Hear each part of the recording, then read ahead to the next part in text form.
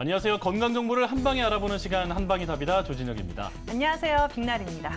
자, 여름하면 생각나는 대표 식품들 많지만 그 가운데서도 또 인기 식품이 옥수수 아닐까 싶어요. 예, 맞아요. 정말 맛있잖아요. 맞아요. 이 옥수수가 식이섬유와 비타민, 철분까지 풍부한 데다 알맹이부터 수염, 뿌리까지 버릴 게 하나도 없는 정말 가성비 갑인 식품이지 않나 싶어요. 그렇죠. 그리고 또 거기에다 알맹이를 먹고 남은 옥수수대는 구강 건강 관리에 도움이 될 수 있다고 하더라고요. 그렇죠. 이 옥수수대를 끓인 물을 식혀서 네. 그 입속에 머금었다가 이제 뱉으면서 그런 가글을 하면 치통 완화에 도움이 된다고 하는데 네. 이 옥수수대에 베타시스토스테롤이라는 성분이 포함되어 있는데 이게 실제로 그 잇몸 약에 포함되어 있는 그런 성분이라고 해요. 그래서 항염과 항균 작용을 해준다고 합니다. 네, 사실 모두 약 성분의 원천은 이 자연에서 얻는 거잖아요. 맞아요. 그렇기 때문에 약 복용이 조금 부담스럽다라는 생각이 드신다면, 자, 오늘부터는 가정에서 이런 방법들을 한번 시도해 보는 것도 좋을 것 같습니다.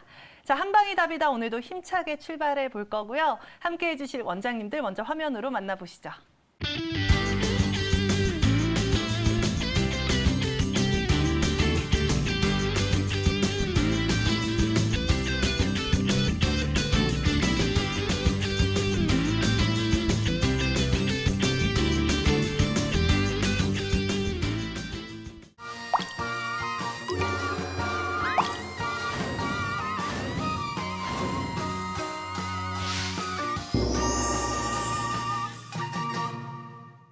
자, 한방이 답이다. 오늘 시간 세 분의 원장님 함께 하겠습니다. 안녕하세요. 안녕하세요. 네, 우리 한방이 답이다. 오늘 첫 순서 보이는 라디오 준비되어 있습니다. 오늘은 과연 어떤 고민 사연을 명쾌하게 해결해 봤을지 지금 바로 만나보시죠. 머리가 벗겨지신 분들이 남성 호르몬들이 많아서 능력이 아주 좋다 이런 속설이 있거든요.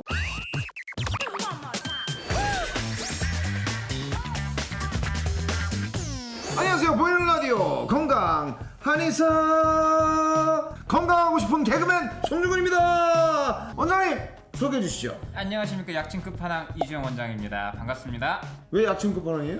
약침을 저 정도로 쓰면은 마지막 보스, 최종 보스 정도 수준이 아닐까. 그 정도로 자신감이 있으신 거예요? 네, 열심히 하고 있습니다. 이야, 근데 약침이 뭡니까? 저 그거 하나 궁금해요.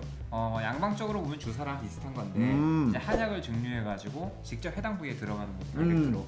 그러면은 소화기관을 거치지 않으니까 뭔가 이렇게 소화기관이 약해져서 약을 흡수를 못한다든가 이럴 필요가 없이 해당 부위에 직접 작용해버리는 거니까. 오늘의 사연 과연 어떤 사연일까요?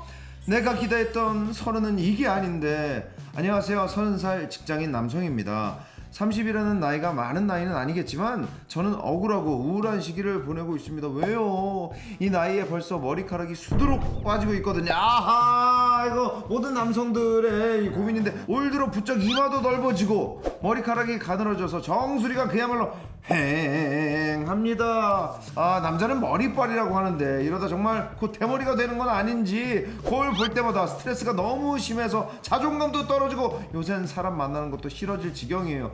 저희 아버지는 연세치곤 탈모가 심한 편은 아닌데 가족 중에서 유독 저만 탈모가 일찍 진행되는 것 같아 더 걱정입니다. 어렸을 때부터 워낙 열이 많고 특히 머리에 땀이 많이 나는 편인데 그것 때문에 머리카락에 영향이 간 건 아닌지 의심이 되기도 해요.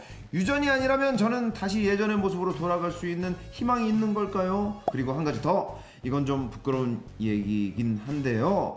최근에 소변 볼 때마다 이상하게 사타구니 쪽에서 저릿저릿한 느낌이 들거든요. 무슨 느낌이죠? 혹시 전립선에 문제가 있는 건 아니겠죠? 저의 30살은 왜 이런 걸까요?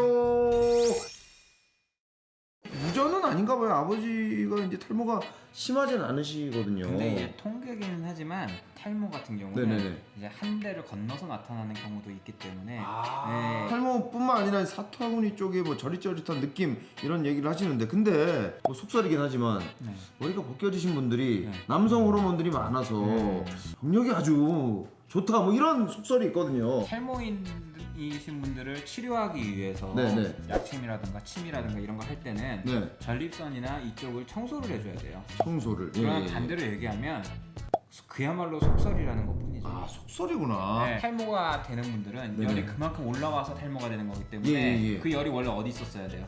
알에서 성기능이나 그렇죠. 이럴 때 써야 되는 정력에 해당되는 부분인데 네네네. 약하다는 거죠. 보통 이제 50대 이후 정도 되면 이제 네네. 슬슬 이제 좀 느끼는 분들이 있어서 뭐 비뇨기과 간다든가 그렇죠. 네, 이러시는데 30살에 이 정도면은 열이 많은 분들이 일찍 이렇게 탈모가 발생되는 경우가 있습니까? 그렇죠. 그러니까 이제 원래 100이라는 열이 있어야 되는데 네네네. 110, 120 이렇게 열이 많다는 네네네. 탈모랑 상관없어요.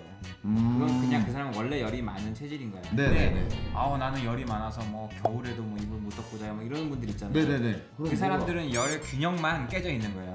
열의 균형이 깨져 네, 있다. 상체로 열이 올라와 있으니까 더위를 느끼는 거고 하체는 차가워져 있는 상태거든요. 열이 자꾸 올라오니까 위에서 어쩌겠어요. 너무 그쵸. 빨리 자꾸 말라붙으면은 이 가뭄이 온 거죠. 그렇죠. 그러면 벼가 어떻게 돼? 이렇게 있다가 그죠? 어쨌든 이분 어떡합니까? 이게 30살인데. 젊기 때문에 더 빨리 회복될 수도 있는 부분도 있어요. 어르신들보다 회복력은 더 빠를 수 있는 거예요. 당연히. 제일 중요한 게 제가 봤을 때는 직장인 남성이라고 하는데 네네. 아마도 그 전에 빠지기 전에는 다른 것 때문에 스트레스를 받던 것들이 있었을 거란 말이에요. 취업 스트레스도 있었을 것이고. 맞습니다. 예, 거기다가 또 이제 그러다 보니까 뭐예요? 공부할 때 뭐 계속 뭐 아이스 아메리카노나 뭐 술도 또 한 잔씩 했을 수 있고 아마 그런 것 때문에 쌓여서 속이 차가워지면 열이 막 뜬 걸 거란 말이에요. 네. 직장을 그만둘 수는 없잖아요. 그렇죠. 힘들게 인생 같은 다녀야죠. 세상에 음식을 조심하는 수밖에 없는 거예요. 음식. 네. 어떤 음식을 피해야 되고 어떤 음식을 먹어야 됩니까? 가장 중요한 게 일단은 뭘 먹어야 될지 자꾸 생각하면 안 돼요. 이 집 물어보고 저 집 물어보고 물어보잖아요. 네. 다 달라. 그거보다는 먹지 말아야 될 거. 일단 네. 밀가루부터 끊으시고 밀가루. 설탕 들어간 거 무조건. 조청이라든가 꿀이랑 이런 건 괜찮은데 그런 거 괜찮은데. 설탕이 정제돼서 들어오잖아요. 그렇죠. 그거 안 좋고 그 다음에 커피에 있는 카페인 유독 배출이 잘 안 돼요. 그러니까 디카페인도 안 돼요? 네, 마찬가지고. 그러니까 성질 자체가 찬 거예요. 2% 된 차들은 배출이 잘 된단 말이에요, 상대적으로. 그러기 때문에 홍차라든가 녹차라든가 다른 거 전환하면 되는 거고요. 그 다음에 이제 또 직장인이니까 뭐 또 상사가 또 술 한잔 하러 가자는데 저는 네. 머리털이 소중해서 이러면 당장 머리털 보고 하려다가 직장 날라가게 되는 거예요. 그렇죠, 그렇죠. 그럴 때 이제 맥주 같은 거.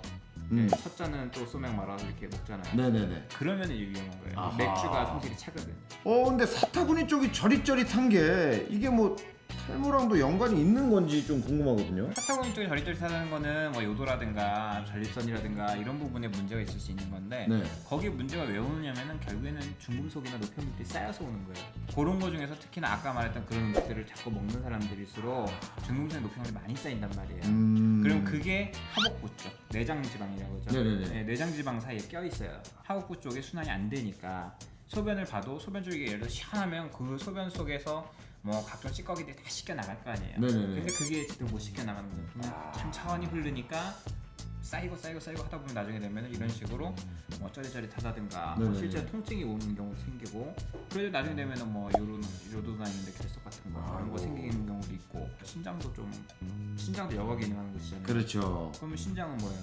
정력이잖아요. 정력은 뭐예요? 아까 얘기했던 탈모와 또 연관이 그렇죠. 되죠. 예. 그러면 치료를 어떻게 받아야 됩니까? 배를 뜨겁게 해줘야 되는 가장 네. 포인트예요. 쉽게 생각하면 찜질. 찜질. 그다음에 뜸 뜨는 거. 쫙 순환이 일어나면서 자연스럽게 내려오는 분들이 계시고 정말 오래되신 분들 같은 경우는 그게 안 되면은 상체에서 또 열을 직접 꺼주는 치료도 같이 해줘야 돼요. 여기 이제 흉선이라고 하는 부분에 네네. 침 치료라든가 침. 예, 아니면 약침 같은 거. 제가 약침. 네. 한 몇 개월 안에 고칠 수 있을 것 같으세요? 보통 생활습관병이기 때문에 이런 네. 경우는 기본적으로 3개월에서 6개월 정도는 잡으셔야 돼요. 모공 하나당 보통 한 2-3가닥 나오거든요. 네네. 털이. 근데 그게 보통 이제 이분은 없거나 이제 빠진 부분은 없어지죠. 네네. 그다음에 보통 한 가닥, 네네. 그게 이제 2가닥, 3가닥 정도 잡혀 나가는 거죠. 음. 근데 그렇게 교체되는 시간이 대부분 보통 한 100일 이상이니까 3개월 정도. 근데 음식 조심을 잘 안 한다 그럼 길어지는 거죠.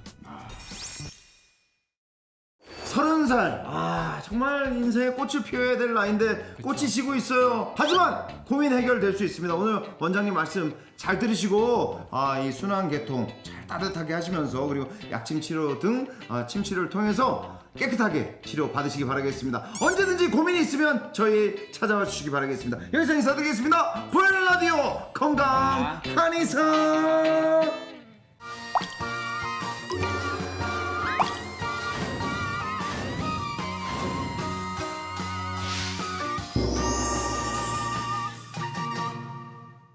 네, 보이는 라디오 이주영 원장님께서 탈모에 대해서 설명을 해주셨는데 머리에 열이 몰리는 상열 하한증이 원인이기 때문에 이런 열을 풀어주는 치료를 하면 탈모에 도움이 된다. 이 부분 잘 기억해야겠습니다. 네, 이제부터는 건강 토크 시작해 보겠습니다.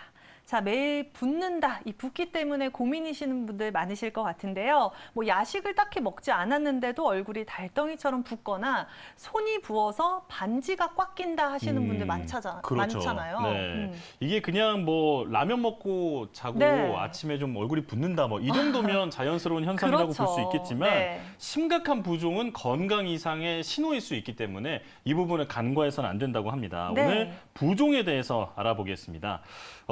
일단 그 유독 잘 붓는 사람들이 있는데 이런 네. 분들은 우리 몸의 건강 상태가 어떤 상태인지 어떤지. 이것부터 한번 알아볼게요. 서재 원장님께서 알려주시죠. 네, 우선 우리의 몸은 70%가 물로 구조가 돼 있죠. 네. 그 중에서도 세포 내에 세포 내액이 있고 세포 외액이 있는데 이 몸 체세포 밖에 있는 혈액이나 간질액이 있어요. 근데 이 간질액이 어떤 특정 부위에 흘러나왔을 때 이제 부종으로 우리가 느껴집니다. 네. 그런데 이 국소 부종은 어느 한쪽 부위에 염증이 생겨서 그 부분이 빨갛고 부을 수도 있고요. 또는 신체의 어떠한 구조 물질에 의해서 압박이 생겨서 부종이 있을 수 있습니다. 이거는 좀 뭐 일주일 정도 지나면 좀 해소가 되실 수 있지만 일주일이 지나도 해소되지 않는 전신의 부종의 경우는 신체 건강상의 이상이 있을 수 있으니까 좀 확인을 해보셔야 됩니다. 예를 들면 정맥혈관의 혈액순환이 되지 않았을 때 전신 부종이 생기실 수 있고 갑상선 기능 저하증으로 인해서 이 간질액이 피하 조직에 부종이 생겨서 생기는 부종이 있을 수 있고요. 그다음에 여성분들은 월견정 부종으로 월견정 증후군이 좀 심하신 분들은 전신 부종을 앓으실 수 있습니다. 네. 자궁 방광 기능이 차겠죠. 그리고 마지막으로 피하 지방이 비정상적으로 많이 축적됐을 때도 지방형 부종이 있으실 수 있습니다. 네. 이게 그냥 붓는 걸 넘어서서 네. 어떤 순환에 문제가 있을 수도 있으니까 이 맞아요. 부분을 가볍게 봐서는 안 되겠습니다. 네, 하지만 뭐 특별한 질환 없이 어떤 특정 부위가 붓게 된다면 혹시 또 걱정해봐야 할 다른 질환들이 있을지 혹은 뭐 예방해야 할 증상들이 있을지 궁금하거든요.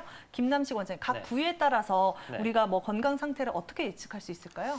부위에 따라서 뭐 대부분 뭐 다를 수는 있지만 네. 대부분은 이제 약한 부분이 붓죠. 그러니까 얼굴이 많이 붓는다든지 이제 오래 서 계시는 분들 이제 다리가 붓는다든지 네. 이러한 것들은 이제 특발성 부종이라고 부르는데요. 이제 부종의 대부분이 요 특발성입니다. 특발성이라는 거는 이유 없이 붓는다는 것이고 그거는 그냥 몸의 기력이 떨어져서 혈액순환이 저하가 됐기 때문에 생기는 부종입니다.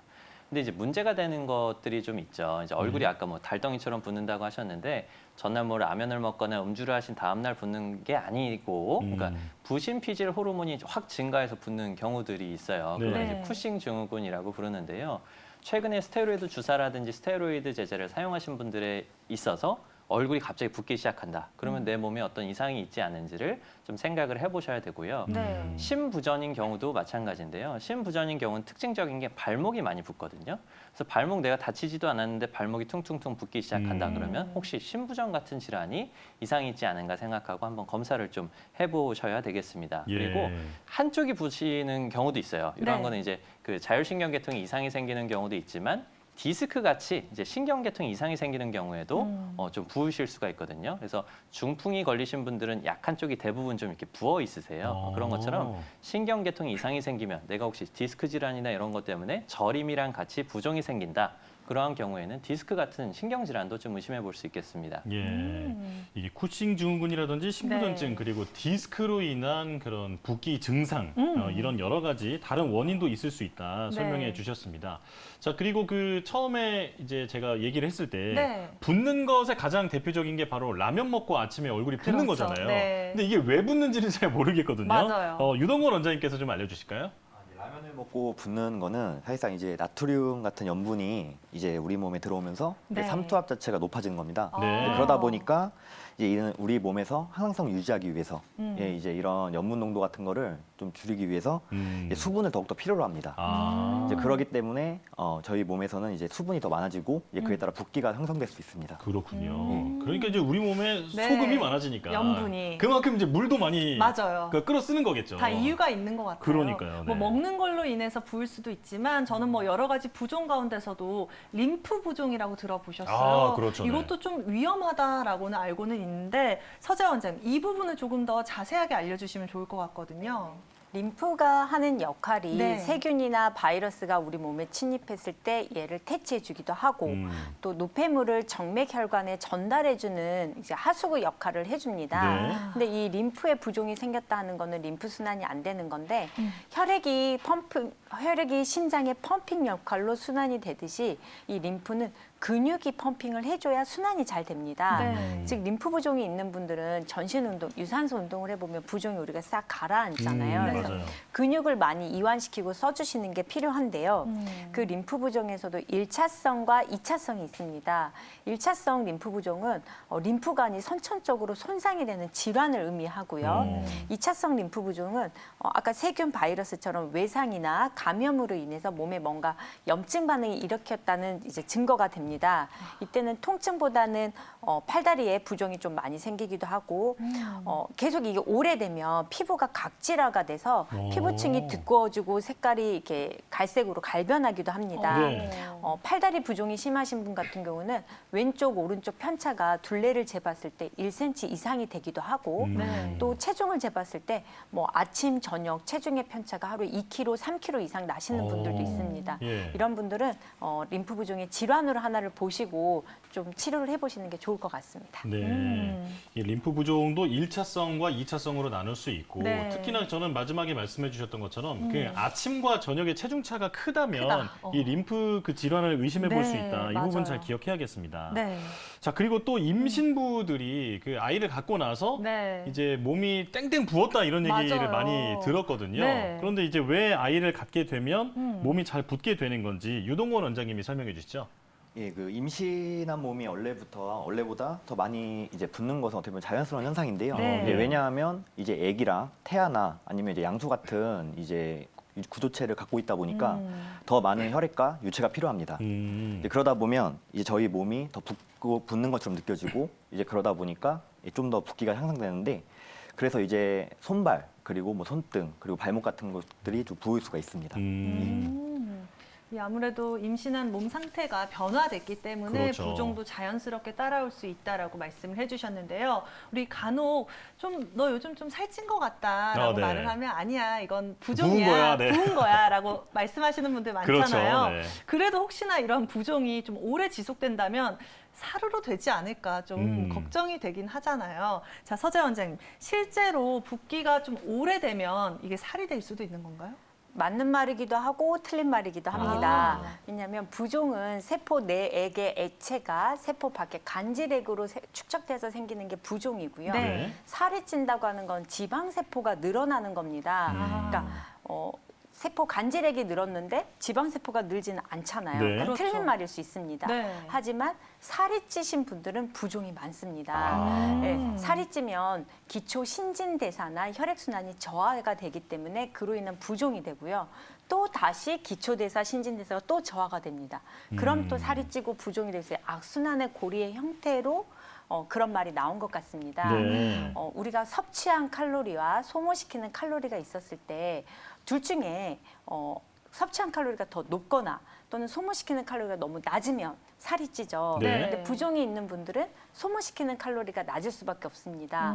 인바디라 그래서 체성분을 검사하는 그런 이제 병원들에 가면 있는 검사 있죠. 건강검진센터도 있고 그 인바디표의 맨 마지막에 보면 기초 대사량이 나옵니다. 부종이 심하신 분들은 본인의 키와 체중에서 소모시켜야 될 기초 대사량 수치가 있는데 그것보다 월등히 낮게 기초 대사가 체크되는 경우가 있습니다. 따라서 살찌는 게 고민이신 분들은 부종도 개선시키는 게 맞습니다. 그렇군요. 이게 직접적인 네. 연관이 없다 하더라도 이 비만이 있는 분들 같은 경우에는 몸이 쉽게 부을 수 있다. 맞아요. 그런 악순환이 될 수 있다라고 이해하면 되겠습니다. 네. 자, 그리고 또 이제 그 붓는 어떤 그런 증상들 중에서도 이건 정말 그 우리 몸에 심각한 어떤 이상 신호다. 네, 이렇게 받아들여야 네. 하는 그런 심각한 부기가 어떤 게 있을지 궁금한데요. 김남식 원장님이 몇 가지 예해 들어주시죠. 일단은 황달이 나타나면 위험합니다. 황달. 황달이 나타나고 배가 땡땡하게 이렇게 부어 있으신 경우들이 있는데요. 그러한 경우는 이제 간 질환을 의심을 할 수가 있습니다. 네. 이제 간 경화 같은 그런 질병이 생기는 경우에는 얼굴이나 그리고 이제 kok막이 노래지면서 그리고 배가 차는 그러니까 복수가 찰 수가 있겠죠.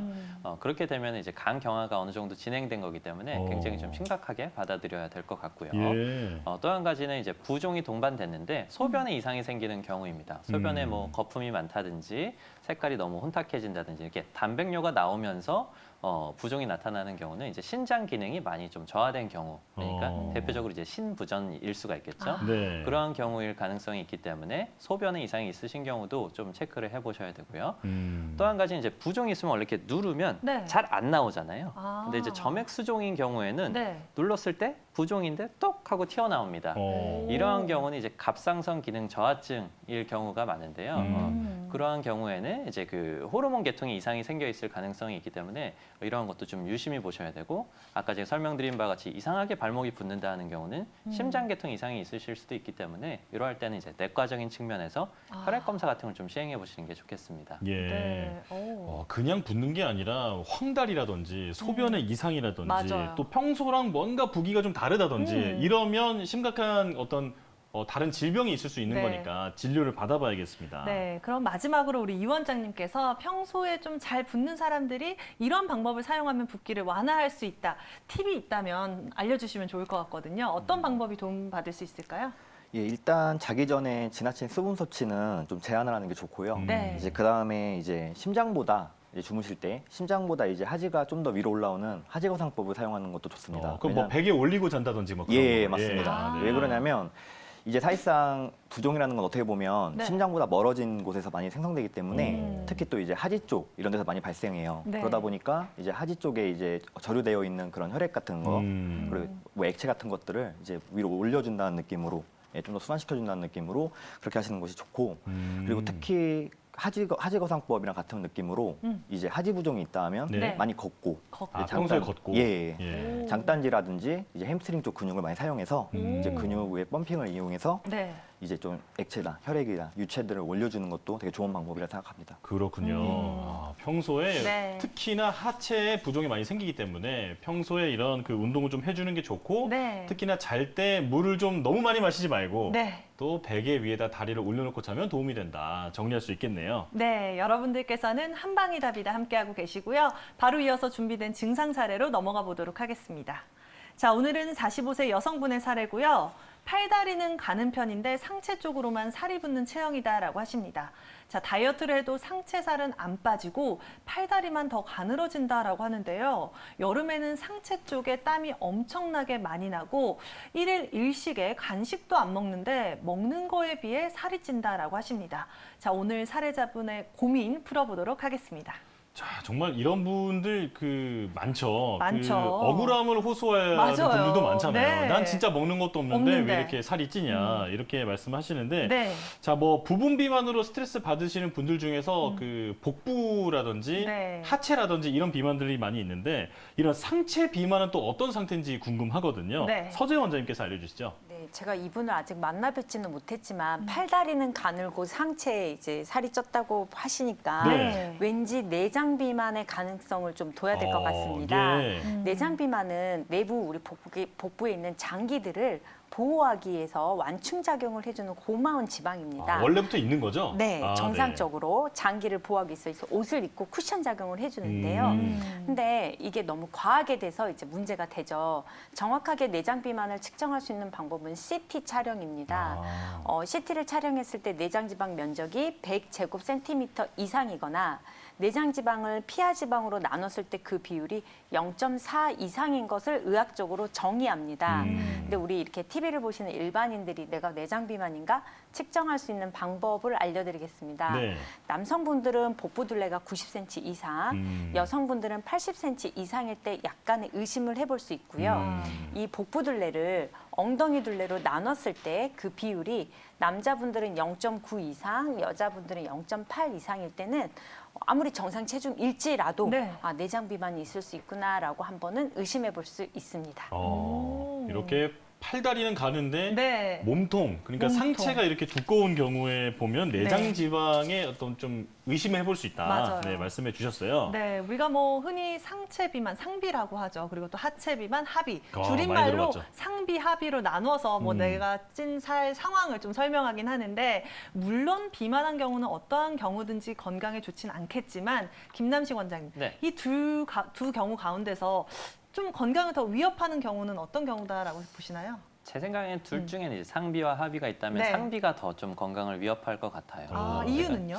하비 같은 경우는 네. 이제 그 하체 쪽에는 저희 장기가 없지 않습니까? 네네. 하비 같은 경우는 대부분은 이제 그 피하 지방이 대부분입니다. 피하 지방. 근데 체간에 찌는 이제 상비 같은 경우는 내장 지방, 좀 전에 말씀하신 것처럼 아. 내장 지방의 함량이 높거든요. 네. 건강을 위협하는 그 지방은 사실은 내장 지방의 함량이 높기 때문입니다. 이 환자분처럼 이제 팔다리는 가는 상태에서 상체에 비만이 있다는 거는 흉부나 복부에 이제 비만이 많다는 건데, 흉부에는 어느 정도 한계가 있고요. 네. 복부에 아마 좀 비만인 형태일 가능성이 좀 높다고 생각을 하고, 예. 복부에 비만이 높으면 피하에 지방도 있으실 수 있지만 내장 비만의 확률이 좀 높을 그럴 가능성이 좀 높아 보여요. 그래서 이제 이런 상체 비만인 경우, 그러니까 내장 비만이 높은 경우에는 당뇨, 고지혈증, 그리고 이제 고혈압의 그 발병률을 그 한 2배에서 4배까지도 와. 상승을 시키거든요. 네. 이렇게 되면 이걸로 인해서 생기는 이제 심혈관계 질환이라든지 이런 비만이 요새는 이제 암 발생률을 높여준다는 보고들도 많이 나오고 있어요. 그래서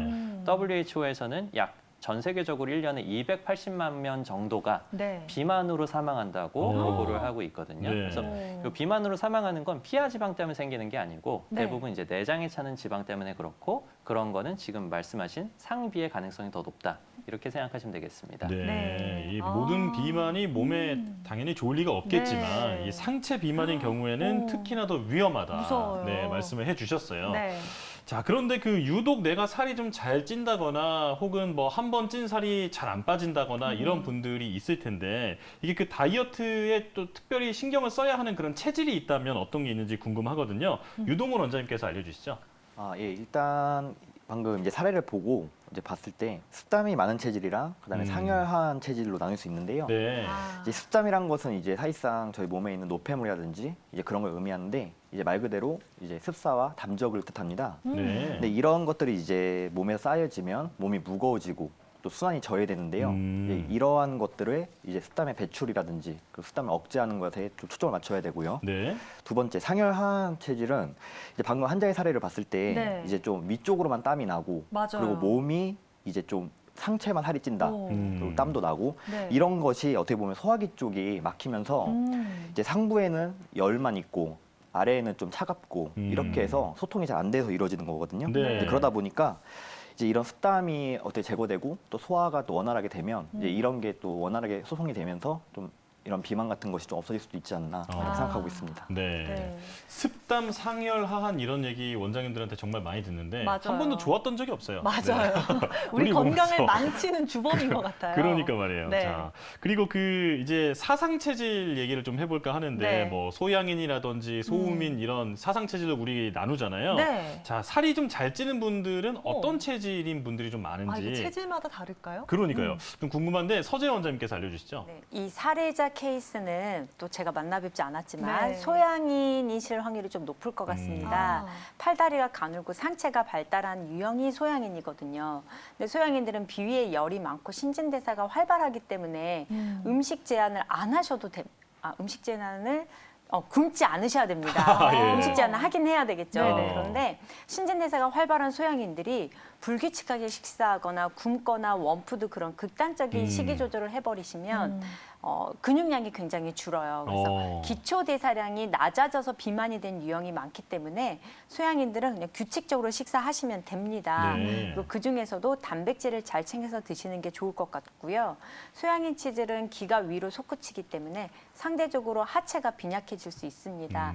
그런 의미에서 하체 운동이나 전신 운동이 되는 유산소 운동을 해주시는 게 좋습니다. 네. 네. 그리고 좀 살이 잘 찌는 체질 중에는 태음인들이 많으십니다. 네. 그 중에서도 뭐 한성 태음인, 열성 태음인으로 나눌 수 있지만 열이 많으시기 때문에 열성 태음인이실 가능성도 있습니다. 태음인들은 여기저기 곳곳에 살이 많이 붙기 때문에 네. 식이 조절을 꼭 철저히 많이 하셔야 됩니다. 예. 그래서 가급적이면 육류를 피해 주시고 채소나 해조류를 많이 섭취해 주시는 게 좋고요. 열이 많은 태음인이기 때문에 땀을 배출하면 본인도 컨디션이 좋고 다이어트 하는데도 도움이 되시거든요. 그래서 전신 유산소 운동으로 땀을 많이 배출해 주셔야 좋습니다. 그렇군요. 저는 뭐 다이어트 하면 무조건 좀 굶어야 한다, 식사량을 조절해야 된다라고 생각을 했는데 이게 체질에 따라서 또 차이가 있을 수 있다라고 하니까 이 부분을 유념하셔야 될 것 같고 김남식 원장님, 네. 원장님께서 보셨을 때도 네. 혹시나 상체 비만을 촉진하는 좀 잘못된 다이어트 방법이 있다라고 보시나요? 무분별한 다이어트를 하신 것 같아요. 아. 이 사례자분도 보면은 네. 아까 뭐 말씀하실 때 다이어트를 자기는 열심히 했는데도 상체 살은 잘 안 빠지고 팔다리만 더 가늘어졌다라고 하시는데 그러니까 굽는 다이어트. 맞아요. 예를 들면 요새 유행하는 뭐 저탄고지 아니면 뭐 케톤 다이어트 아. 뭐 여러 가지가 있고 뭐 일일일식을 아까 언급을 하셨는데 너무 단기간 굽는다든지 이러한 다이어트를 하시게 되면 영양소 불균형이 생기기 때문에 팔다리 쪽에 있는 근육량이 싹 빠져버립니다. 빠지고 나서 그게 잘 유지가 되면 좋은데 유지가 되는 경우는 많지 않아요. 다 먹고 살아야 되기 때문에 그 위에는 또 식사를 하시게끔 되거든요. 그러면 지방이 붙는데 그 지방이 대부분 이제 상체 쪽 그리고 이제 내장 지방의 형태로 가게 되죠. 이러면 지금 요 환자분처럼 이제 상체 비만이나 아니면 뭐 다른 용어로는 뭐 마른 비만이나 이러한 이제 형태로 부르게 되는데요. 그래서 무분별한 다이어트를 여러 번 시행하신 분들이 이러한 이제 사례자분과 같이 상체 비만의 형태가 많습니다. 자, 굶지 말고 네. 특히나 뭐 저탄고지, 케톤 이렇게 그 극단적인 식단을 맞아요. 유지하는 그런 다이어트를 하지 말아라 이렇게 네. 말씀해 주셨는데요. 자, 그런데 그 사실 살이 찌는 가장 뭐 확실한 이유는 많이 먹으니까 그렇죠. 찌는 거잖아요. 네. 그런데 많이 먹지도 않는데도 그 살이 많이 찌는 사람들도 있거든요. 네. 지금 이 사례자분께서도 하루에 한 끼밖에 안 먹는다. 간식도 안 드셔요. 그러니까요. 네. 네. 그랬는데도 살이 찐다고 하거든요. 자, 이렇게 소식하는데도 살이 찌는 거는 네. 왜 그런 걸까요, 김나지 원장님? 이게 살이 찌는 거는 이제 먹는 거와 소비시키는 그 칼로리의 차이 때문에 이제 발생을 하게 되는데요. 네. 이러한 분들은 이제 소비시키는 칼로리가 이제 기초 대사량이라고 부릅니다. 네. 기초 대사량에다가 이제 활동하는 대사량을 더하면 이제 일일 대사량이 되는데요. 이러한 그 사례자분 같이 적게 먹는데도 살이 찌시는 분들은 기초 대사량이 급격히 좀 떨어져 있을 확률이 높습니다. 기초 대사량이 이제 여러 가지 결정하는 인자들이 있습니다. 뭐 연령이 될 수도 있고 남녀의 성비가 될 수도 있고 한데 가장 중요한 인자가 좀 전에 설명드렸던 근육량입니다. 네, 근육량에 비례해서 기초 대사량이 결정되기 때문에 이 사례자분은 팔다리가 가늘다고 했잖아요. 네. 근데 근육의 70%는 하체에 분포하고 있거든요.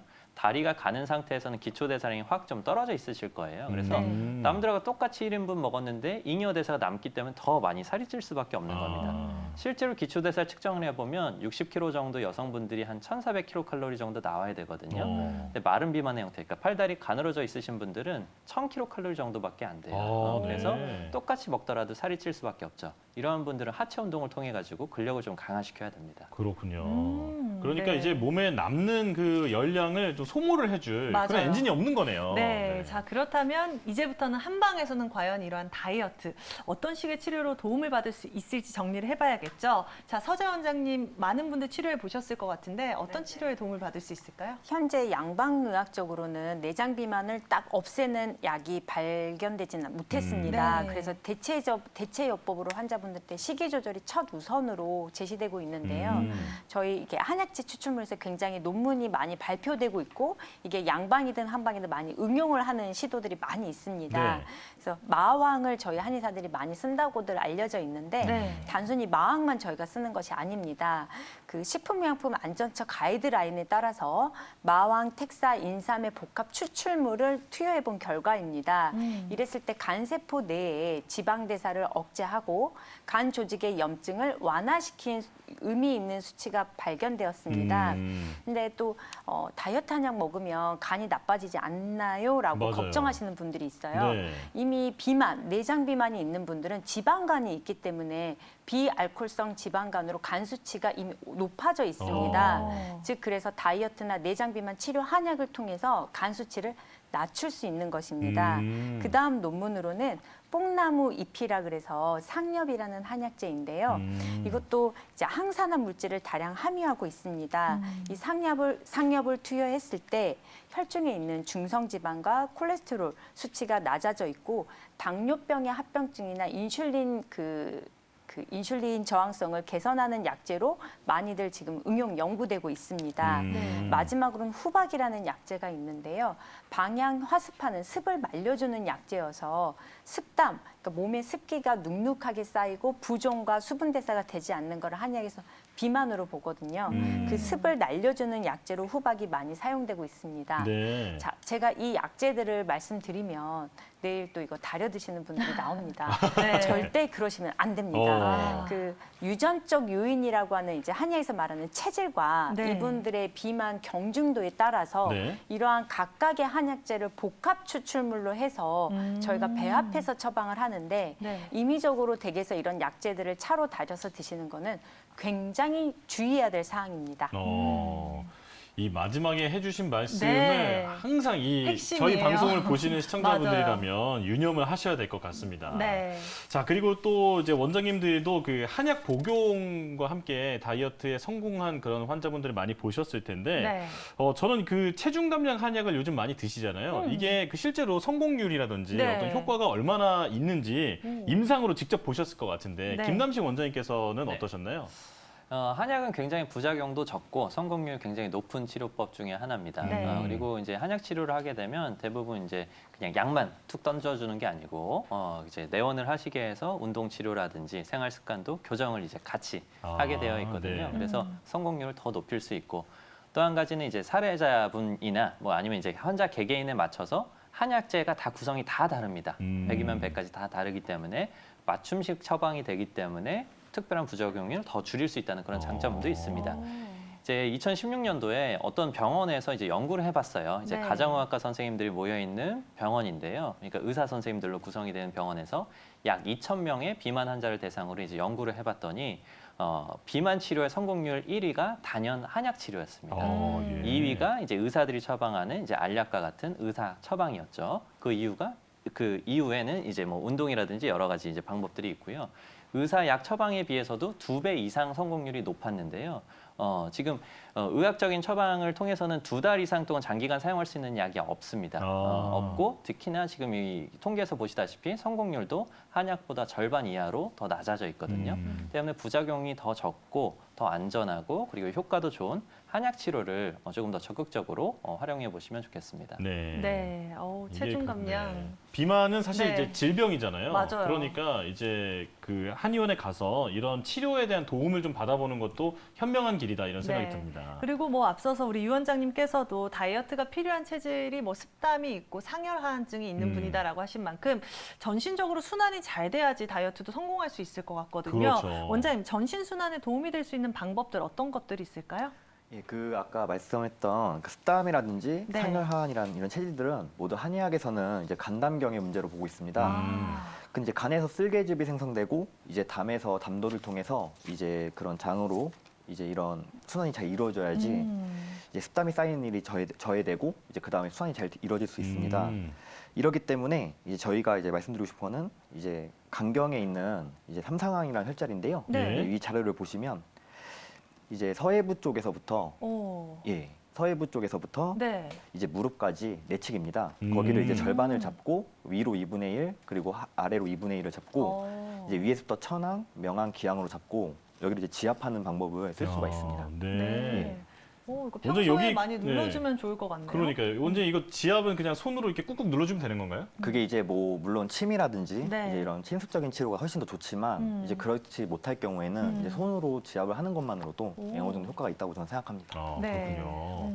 이게 허벅지 안쪽이라고 안쪽으로, 했으니까 네. 네, 위치 잘 모르면 일단 많이 주물러 보는 것도 네네, 맞아요. 괜찮을 것 같네요. 네. 자, 그리고 그 사실 전신 다이어트를 했더니 안 빠져도 되는 부위가 빠져버리고 혹은 좀 이 부분은 살이 좀 있었으면 하는데 맞아요. 했는데 이제 또 빠져버리고 뭐 내 마음대로 이런 되지 않아요. 그렇죠. 뭐 그런 경우 있잖아요. 네. 다리가 가늘어진다거나 혹은 주름이 깊게 패인다거나 네. 좀 뭐 이렇게 돼서 오히려 스트레스를 받는 경우도 많이 있는데 네. 좀 현명하게 이제 내가 원하는 부위를 뺄 수 있는 방법이 좀 있을지 있는지 궁금하거든요. 서재 원장님께서 좀 알려주시죠. 네, 저는 이제 내치와 외치라 그래서 내부적으로는 한약을 복용시키고 외부적으로는 한약 추출물을 주입하는 방법을 많이 씁니다. 네. 그래서 지방분해 약침 또는 뭐 산삼 비만 약침 뭐 여러 가지 이름으로 불리우는 약침들이 있는데요. 먹는 한약재가 소화 흡수 대사 과정을 거쳐서 소실될 수 있으니까 네. 몸으로 직접 그 특정 부위에 주입을 하는 방법입니다. 사양, 우황, 웅담, 산삼 뭐 여러 가지 이런 한약 추출물들이 지방세포 활성을 억제화시키기도 하고 지방 조직에서 나오는 사이토카인이라는 그 독성 물질을 제거해주는 효능이 있습니다. 예. 그래서 림프 순환이 잘 안 되는 뭐 팔뚝 밑이나 허벅지 밑에 있는 곳에 주입을 한다거나 특히 여성분들 같은 경우는 복부에 이런 비만 약침을 많이 주입을 합니다. 복부에는 인맥이라는 경락이 지나가서 우리 여성의 생리나 갱년기, 폐경, 이 생리 호르몬 변화에 연관되는 혈자리들이 복부에 굉장히 많고 역시나 피하 지방이 많이 분포하기 때문에 이러한 약침을 주입해 두면 굉장히 사이즈 감소하는 효과가 크기도 하고 바로 일상생활도 가능하고 어느 정도의 통증은 참을 수도 있기 때문입니다. 또한 그 스테로이드를 기반으로 하지 않기 때문에 저희가 이 실험을 해보면 비만 약침을 연구하는 결과를 보도록 하겠습니다. 한방 비만학회에서 공동으로 연구를 했는데요. 효능에 맞는 최적의 처방을 구성하고 세포 독성이나 활성화 실험을 했고 동물 실험을 거쳐서 약동학 실험을 했을 때 임상 시험을 거쳐봤을 때 그 안정성이 검증되는 건 벌써 한 10여 년이 지났습니다. 그래서 네. 안정성은 인정은 되었지만 아무래도 이물질을 주입하는 과정이기 때문에 예를 들어 지금 요즘 코로나 예방주사 많이 맞으시잖아요. 주사를 맞거나 이물질이 들어왔을 때 어느 정도는 염증 반응이 있을 수도 있습니다. 네. 역시나 그래서 이러한 약재들을 개인적으로 구해서 주입하시면 안 되고요. 네, 물론이죠. 그래서 염증 물질이 일어나지 않도록 이런 시술을 한 당일에는 술이나 뭐 사우나나 땀 빼는 운동이나 열을 올릴 수 있는 거는 삼가해 주시는 게 좋습니다. 그렇군요. 이게 지금 계속해서 서재 원장님께서 강조해 주시는 게 네. 이런 이제 한약재나 맞아요. 이런 어떤 치료 이런 것들을 임의로 하면 안 된다. 안 된다. 네, 당연히 기억을 해야겠죠. 네, 이렇게 오늘 뭐 상체 비만이 고민이신 사례자분의 증상 이야기 나눠봤고요. 이번에는 오늘의 건강 꿀팁이 기다리고 있습니다. 오늘은 어떤 알짜 정보가 담겨 있을지 지금 바로 만나보시죠.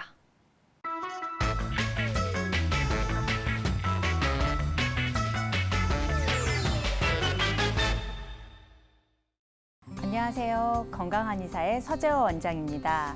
골프가 대중화 스포츠로 자리를 잡으면서 골프를 즐기는 인구들이 많이 늘어나고 있습니다. 게다가 20, 30대 젊은 친구들뿐만 아니라 어린이까지 골프를 많이 즐기고 있습니다. 그래서 오늘은 골프 운동 시 손상되는 스포츠 손상에 대해서 좀 알아보고자 합니다. 자, 우리 초보자들은 골프를 처음 그립을 잡을 때 꽉 쥐는 경우가 있죠. 그래서 손목 터널 증후군이나 팔꿈치 염자 또는 방아쇠 수지 증후군에서 손가락에 염자가 생길 수 있습니다. 자, 골프의 어드레스 자세라 그래서 처음 준비 운동 자세는 이렇게 몸을 상체를 앞으로 숙이게 되는데요. 이는 척추 기립근의 근긴장을 불러일으킵니다. 평소 경추나 요추에 디스크 협착 질환이 있는 분들한테는 스윙을 할 때 임팩트를 주는 이런 탕탕 하는 작은 자극도 굉장히 큰 자극으로 전달될 수 있습니다. 또한 백스윙을 하는 이렇게 팔을 들어 올리는 자세에서는요. 회전근개, 어깨를 잡아주는 회전근개가 파열된다거나 심하게는 늑골이 골절되는 경우도 있습니다. 그리고 다운스윙에서 팔로스루 동작을 할 때에는 무게중심이 왼쪽 무릎에 실리기 때문에 왼쪽 무릎 관절이 좋지 않은 분들한테는 또 타격이 될 수 있습니다. 골프 라운딩을 나가면 4시간에서 5시간 정도 걷게 됩니다. 족저근막염이나 과거에 발목을 삐끗하셨던 분들은 삼각인대에도 무리가 많이 갈 수 있습니다. 그리고 골프는 실외 스포츠다 보니까 자외선으로부터 자유롭지 못합니다. 자외선이 우리 두피를 자극하게 되면 두피의 열감이나 헤어 단백질의 모낭을 손상시켜서 탈모를 유발할 수도 있고 당연히 피부의 노화를 촉진시킬 수도 있습니다. 이렇게 몸에 좋지 않은 골프, 우리는 왜 칠까요? 재밌으니까 칩니다. 이렇게 즐거운 친구들과 즐거운 골프 시간을 갖기 위해서는 우리는 어떤 노력을 하면 좋을지 알아보도록 하겠습니다. 가장 제일 중요한 거는 스트레칭입니다. 다음 사진에 보면 우리가 라운딩을 가면 캐디분과 함께 다 같이 단체 스트레칭을 하지만 개인 연습을 할 때는 스트레칭을 간과하시는 경우들이 많습니다. 발목이나 손목부터 발목 관절에서 척추 중심으로 나만의 기준을 세우셔서 골프 스윙 전, 후에 꼭 스트레칭 동작을 해주시는 게 좋은데요. 보시는 바와 같이 손목이나 팔꿈치를 이완하는 스트레칭, 또 그 다음 사진을 보면 척추 길이끈 근 긴장을 풀어줄 수 있는 장요근이나 뒤로 고개를 제끼는 경추 스트레칭을 챙겨서 해주시면 좋습니다. 또한 라운딩이 끝나고 운전해서 오시면 좁은 운전석에서 1시간 이상 쭈그려 앉아있기 때문에 허리에 굉장히 손상이 많이 갈 수 있기 때문에 사진과 같은 활자세로 허리를 쭉 이완시켜 주시는 것도 중요하다고 볼 수 있습니다. 자, 그 다음 골프를 갈 때는 보통 티오프 시간이라고 그러죠. 보통 아침 8시에 골프를 시작을 하면 골프장에 7시 반까지는 도착을 해야 됩니다.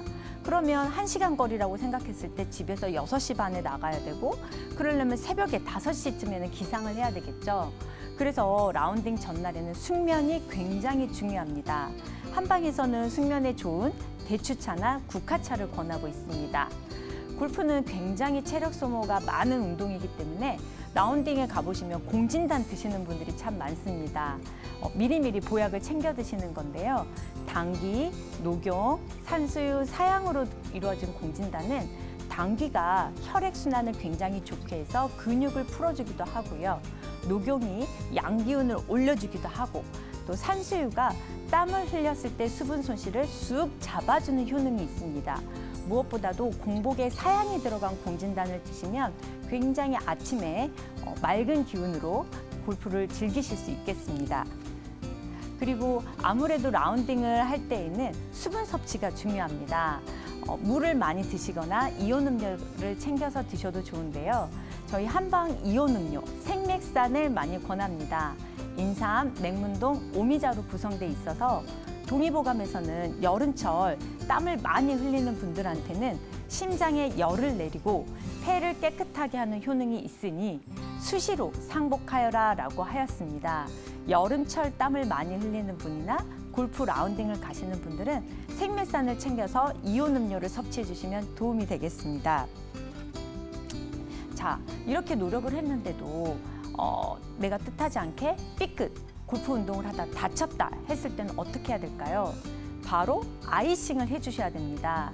일행분들한테 딜레이가 되면 미안하다 생각하시지 마시고 가까운 카페나 그늘집이나 음료용 얼음을 이용해서 바로바로 그 손가락이든 팔꿈치든 무릎이든 이렇게 아이싱을 해주시고 충분한 휴식을 취해주시는 게 좋습니다. 운동 후 그다음에 주의사항은 운동 후 보통 골프 라운딩이 끝나면 과식이나 과음을 하는 경우가 많습니다. 그러니까 4시간에서 5시간 동안 유산소 운동 많이 걸었으니까 많이 먹어도 되겠지 하고 과식 과음을 하는데요. 이거는 비만으로 이완되기가 쉽습니다. 60kg의 여성이 2시간 동안 유산소 운동을 했을 때 500kcal가 소모되거든요. 그런데 라면 한 그릇이 500kcal, 김밥 한 줄이 500kcal입니다. 라운딩을 끝나고 라면 한 그릇에 김밥 한 줄을 먹으면 1000kcal가 돼서 내가 소모했던 칼로리보다 섭취량이 더 많아집니다. 그렇기 때문에 안심하지 마시고 과음이나 과식은 피해 주시는 게 좋겠습니다. 만약에 전신 피로감이 느껴진다. 골프 당일날은 피로감을 못 느끼세요. 교감신경이 항진돼 있고 기분이 좋기 때문에 내가 피곤하다는 걸 인지를 못 하시는데 라운딩 다음 날이나 다다음 날에 피로감이 밀려들면 가까운 한의원의 주치의를 찾아가셔서 근육 피로의 물리치료나 침치료를 도움받으시고 전신 피로에 좋은 기운 혈액순환을 하는 침치료를 해보셔도 좋을 것 같습니다. 이렇게 즐거운 골프, 노년까지 평생 즐기실 수 있으면 좋겠습니다.